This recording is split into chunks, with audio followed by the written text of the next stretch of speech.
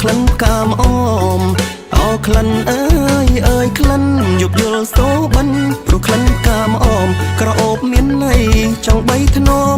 អងអោផ្កាមអមមានទឹកដមស្នេហ៍អោណាថ្លៃណាអោផ្កាមអមមានទឹកដមស្នេហ៍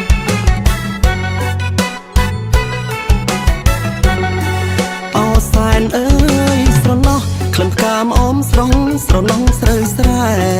អោសែនអើយស្រណោះក្លិនផ្កាមអមស្រងស្រណោះស្រូវស្រែពេលច្រូតបបបែនសែននឹកស្នេហ៍នឹករដូវខែត្រីលោតអន្លង់អូណាថ្លៃណានឹករដូវខែត្រីលោតអន្លង់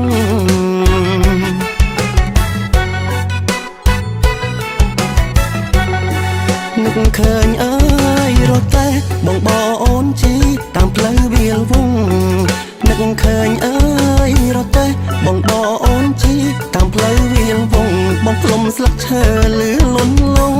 លន់លោចដូចវងតន្ត្រីជីវីអូណា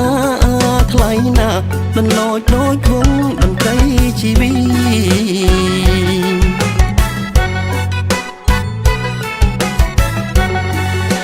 ក្លិនអើយអូនស្រែដោះលើដីខ្មែរជាគេរមណីអោក្លិនអើយអូនស្រែដោះលើដីខ្មែរជាគេរមណីក្លិនអោយស្រណងអនុស្សាវរីយ៍រួមជាតិជីវីខេមរៈកសិករអូណាថ្លៃណារសជាតិជីវីខេមរៈកសិករ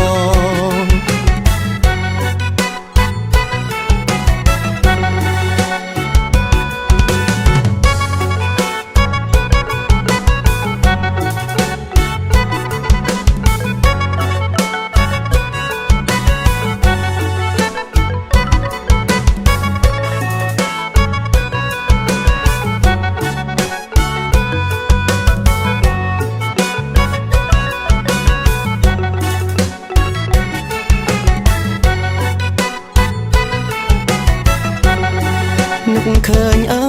យរត់តែបងអូនជីតាមផ្លូវវាលវងនឹកឃើញអើយរត់តែបងអូនជីតាមផ្លូវវាលវងបងផ្លុំស្លឹកឈើលឺលន់លងលន់លោចដូចវងតន្ត្រីជីវីអូណាថ្លៃណាលន់លោចដូចវងតន្ត្រីជីវី